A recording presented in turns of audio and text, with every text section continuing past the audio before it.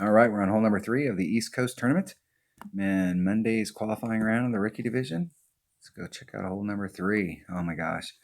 All right, if you've got a 5 power ball, you can hit a straightforward shot and try and get over to the other side over here. And where do you want to get? Who cares? If you're over on the other side, you're in. Yay! And as long as you brought a big dog, you can get on in 2, make a putt, go home. I did this earlier, and I was just probably is the way that the game measures distance, probably maybe 8-10 yards into the fairway, and had a very nice back or big dog into the green, and needed about one more topspin to really get it right to the cup, but I had an easy putt. But if you don't have a 5 power ball, and a 4 power ball might get it done some of the time, but a 5 power ball, if you can hit it great to the left or the right, one ring and perfect, you can get over to that other side. With a 3 power ball, your odds of getting over to the other side are, I'm not going to say none, but grim to none would probably be a better statement. We're going to try, because anywhere we get out there, we should be able to recover. It's all about the machete and the distance. So it's 120 versus 98. And then my Viper is my backup club. And I'm just trying to, I'd really like to go for it.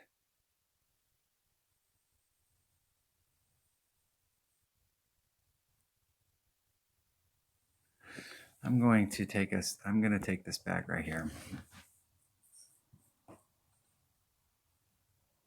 How much does my backbone have on it? That should be enough. I'm going to take that bag right there, and I'm going to take it tight. And I'm going to lay it up at the top. I've got lower level stuff. I may not be able to get out of that rough as easily. And I could bring a QB here, but I think distance-wise, it'd be better to bring an extra mile. I don't think I can hit my extra mile if I don't put on any overpower on it. I don't know that I can get it if I just hit a straightforward shot, whether I can get it all the way down into that hole. I haven't taken this shot, so I haven't taken the shot in a long time. Hardly ever lay up here. I set this bag up for it. Cool. Better ball guide.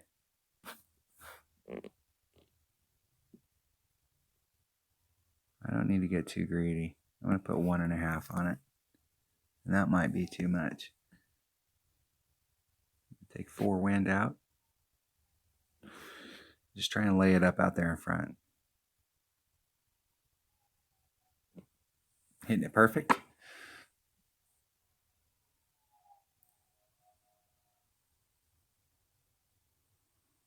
That was about the right amount of topspin. Was that 1.5 topspin? The lower level QB. This QB's got some stuff, but I'll have to look and see if it just picked up some distance or not. That was one of the things that was missing before, is just a little bit of distance.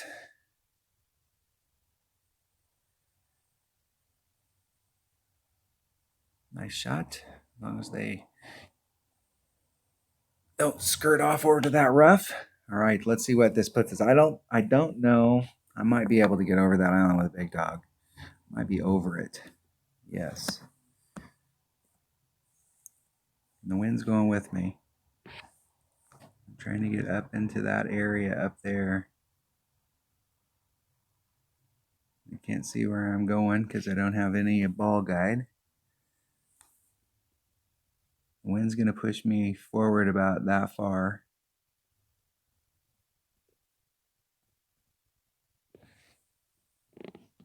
That's probably going to put me in the rough. And hit one ring great to the right. That's definitely going to put me in the rough. Definitely. Just skirting it. Try not to get too greedy in that mouth, because if you've got upper developed stuff, depending on where you're at, you can probably get up in there and with a pretty decent shot. But with lower developed stuff, you don't have the ball guide to see where you're going or where you're terminating, is what the really big deal is. It's not really the direction you're going, but where the kind of get an idea where it's going to stop. Because I would have bet money that that was going to go in the rough, like not just like dribble into it, but like go in the rough. It's hard to bounce over that unless you've got a club that has tons of topspin, because it's hard to get. It's hard, and it's easy to do that right there. Okay, we have a pretty decent shot right here. In the backbone, I'm right at mid club. All the backspin I got. Luckily, we have a backboard here.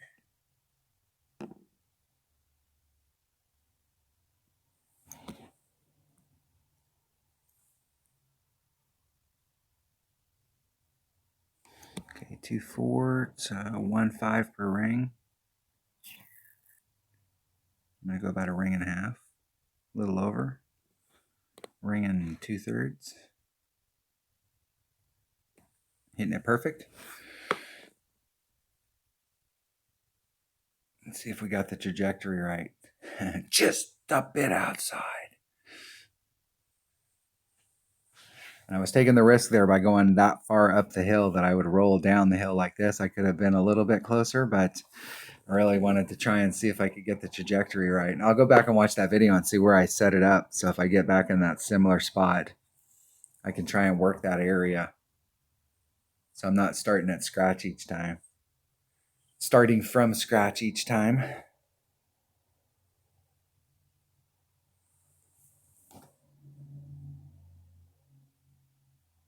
There's a ton of people that are not going to get birdie on this hole. So that puts you above a bunch of people in your bracket.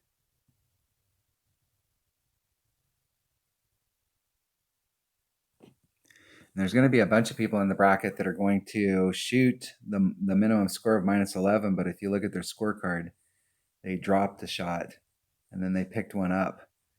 We really want to work towards the end of the week of making sure that we can get the minimum score so that we don't have to use those shots to make up.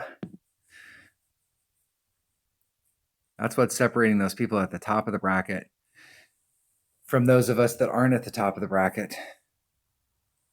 That's what separated us when we were at the top of the bracket from all of those that weren't, was that we shot that minimum score with our eyes closed, and then we went out there and we picked up every shot we picked up. We got to add to the tally.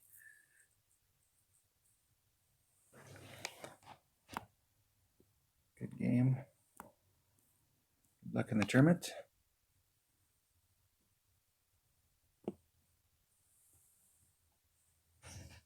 All right, that was hole number 3 of the East Coast tournament. I'm in Monday's qualifying round of the Ricky division. Thanks for watching.